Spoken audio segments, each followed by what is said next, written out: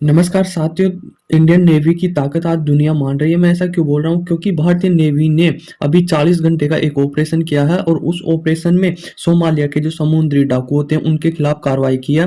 और उन्हें 40 घंटों के ऑपरेशन के बाद में उनसे एक जहाज छुड़ाई है, जिन्हें इन डाकुओं ने एक जहाज को हाईजैक कर लिया था।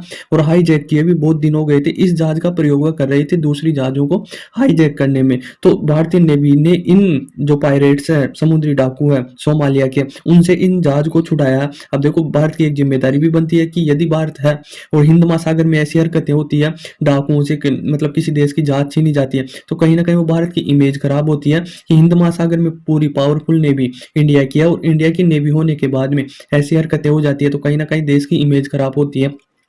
तो दुनिया अब ये जान रही है कि यदि हिंद महासागर में भारत की नेवी है तो वहां पर किसी को कोई डरने की बात नहीं है, और वह अपना व्यापार आराम से कर सकता, आसानी से कर सकता, बिना किसी रुकावट के, बिना किसी डरे। क्योंकि हिंद महासागर में जो विश्व की सबसे ताकतवर नेवी है ना, वह इंडियन नेवी है। और इस नेवी के यदि ये समुद्री डाकू आते हैं तो उससे निपटने के लिए इनके पास भरपूर हथियार है। तो डरने की कोई बात नहीं है। और ये हरकतें हुई ना, ये सोमालिया के डाकू इस प्रकार से समुद्री जहाज को हाईजैक कर लिया, तो उसको छुड़ाने में भी कहीं ना कहीं भारतीय नेवी कामयाब रही। ये व्यापारी जहाज है जो डाकुओं से छुड़ाया गया है, उसमें $1 मिलियन का माल था। और इसको छुड़ाने में हमारी जो टुकड़ी है INS कोलकाता, उसके द्वारा इसे छुड़ाया गया। अब देखो, ये आप एक बार समझ लीजिए कि सोमालिया है कहाँ पे। सोमालिया यहाँ पे है, और ये इसी के लिए जाना जाता, इसमें भर भर के डाकू पाए जाते हैं। जो समुद्री डाकू होते हैं ना, इसके लिए फेमस है ये सोमालिया। और जो इसके लाल सागर ऊपर, तो लाल सागर से होते हुए जहाज आते हैं, भारत में आते हैं, मिडिल ईस्ट में आते हैं, या इधर चाइना में जाते हैं।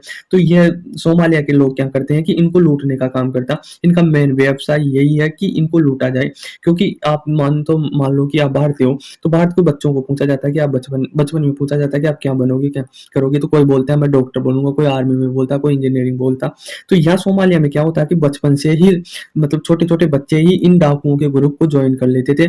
भाई, मैं इस डाकू के साथ इस घटना को अंजाम दूंगा, इस प्रकार से मैं इस प्रकार की शिपों को लूटूंगा, अलग अलग ट्रेनिंग दी जाती थी। मेन व्यवसाय इनका यही बन चुका था कि कोई भी किसी भी कंट्री का या देश का जहाज आए, उनको लूटने का मैं काम करूंगा। तो पहले क्या होता था कि इंडियन नेवी इतनी मजबूत नहीं होती थी, इतनी ताकतवर नहीं होती थी, और ये डाकू ना बहुत मजबूत होते थे। तो हिंद महासागर में जो भी जहाज आना ना, उसको लूटते थे। अब लूटते थे तो ताकतवर नेवी किसकी थी? अमेरिका की थी। तो अमेरिका को बुलाया जाता था कि सोमालिया के डाकू ने हमारा जहाज, किसी भी देश का जहाज हाईजैक कर लिया जाता था ना, तो अमेरिका की नेवी आती थी। क्योंकि और नेवी इतनी ताकतवर थी नहीं जो इनसे लड़ सके। ये काफी खूंखार आतंकवादी, मान लो इनको आतंकवादी कह सकते हैं। तो ये डाकू है ना, उसको लूट लेते थे और जहाज को हाईजैक कर लेते थे। तो उसको छुड़ाने के लिए अमेरिका आता था। पर अब क्या हुआ ना, धीरे धीरे डेवलपमेंट बढ़ गई, और कहीं ना कहीं हमारी जो भारत की नेवी है वह काफी ताकतवर हो चुकी है। तो इनसे निपटने के लिए अब हिंद महासागर में अमेरिका को बुलाते नहीं हम, किसी भी देश की हाईजैक कर लेते हैं। पहले तो अब ये इनएक्टिव ही हो चुके हैं, अब इतने एक्टिव नहीं है, फिर भी ये छोड़ छोड़ के काम करते हैं। कभी किसी जहाज को कर लिया, पहले तो कंटिन्यू कोई भी जहाज आ रही है उस पर हमला बोलेगा ही बोलेगा। पर अब भारत की नेवी काफी पावरफुल हो गई ना, तो ये कहीं ना कहीं जानते हैं कि हम लूटेंगे और फिर हमसे छुड़ा ले जाएगा, तो इससे कोई मतलब नहीं बनेगा। तो ये भारत की जहाजों को तो हाईजैक करते ही नहीं है, ये दूसरी जहाजों को टारगेट करते हैं। पर उन जहाजों को भी प्रोटेक्ट करना भारत भारत की जिम्मेदारी है। भारत प्रोटेक्ट करता। तो अब ये सोमालिया के डाकू है ना, अभी यमन यमन देश इसके साइड में ही है, तो वहां पर हुती रिबल्स अटैक कर रहे हैं ना, तो इसके कारण ये सोमालिया के देश के नजदीक होकर ये शिपें गुजरती है। तो ये दोबारा से एक्टिव हो गए, दोबारा से लूटपाट करना स्टार्ट कर दिया, क्योंकि इनके देश से पास से होकर गुजर रही है जहाज। तो ये दोबारा से एक्टिव हो गए। तो उसी प्रोसेस में चलते हुए इस जहाज है ना, उसको ये इन्होंने हाईजैक कर लिया था, और हाईजैक करने के बाद में भारत ने इन्हें दोबारा छुड़ा लिया गया। यह ऑपरेशन चला था जो 40 घंटे चला, वो भारत से 2600 किलोमीटर दूर चला था। और इसने नेवी ने बातचीत की थी, पर नेवी की बातचीत से इन्होंने माना नहीं।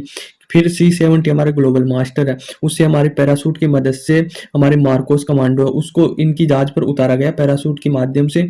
और फिर इन्हें वो किया गया, पकड़ा गया।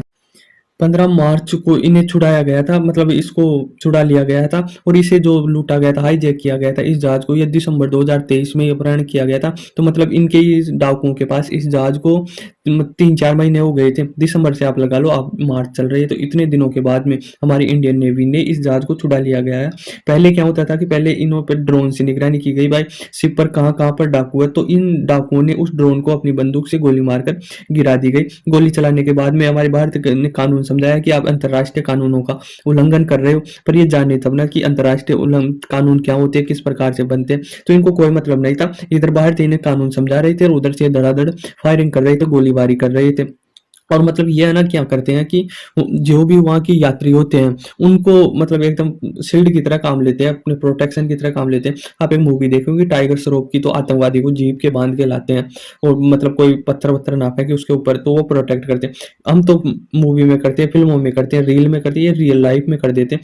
क्या करते हैं कि जो भी क्रू मेंबर थे उस जहाज को, तो उस जहाज के चारों तरफ उन क्रू मेंबरों को बांध देता, ताकि जो भी नेवी आई वो है गोलियाँ नहीं चला सके। गोलियाँ चलाएगी तो उन मेंबरों को लगेगी, मतलब जहाज के जो लोग हैं उनको लगेगी, तो नेवी चलाती नहीं है। तो इस प्रकार से ये प्रोटेक्ट करने के लिए उनको काम लेते हैं, ह्यूमन शील्ड की तरह काम लेते हैं जो जहाज के सदस्य होते हैं उनको। तो ये मतलब बहुत तगड़ा ऑपरेशन चला, उधर से गोलीबारी हो रही थी खतरनाक तरीके से, क्योंकि पायरेटों को तो पता नहीं होता है, ड्रग्स के अफीम के नशे में होते हैं, तो बहुत खूंखार डाकू होते हैं और इन्हें मतलब पकड़ने में सफल रहे भारत और इसको जहाज को छुड़ाने में सफल रहा भारत। 35 डाकू थे इन्हें और 35 डाकुओं को भारत ने छुड़ा लिया गया। अब भारत लाया गया है इनको। अब इस 35 जो जहाज के नागरिक थे ना, 35 डाकू, इनको तो वहीं छोड़ के आ गया, पता नहीं क्या किया इनके साथ तो। पर जो जहाज में नागरिक थे वो बुल्गारिया के 7 नागरिक थे, तो उनके विदेश मंत्री ने भारत को थैंक्स बोला है। तो भारत ने भी, हमारे विदेश मंत्री एस जयशंकर ने रिप्लाई में कहा है कि दोस्तों के लिए इतना तो हम कर ही सकते हैं। बहुत बढ़िया रिप्लाई है। तो भारत की बढ़ती हुई ताकत नेवी की, अब हिंद महासागर में सबसे बड़ी ताकत है ना, वो सिर्फ भारतीय नेवी है और ये दुनिया जानती भी है और मानती भी है। तो आई होप आपको समझ में आया होगा। धन्यवाद।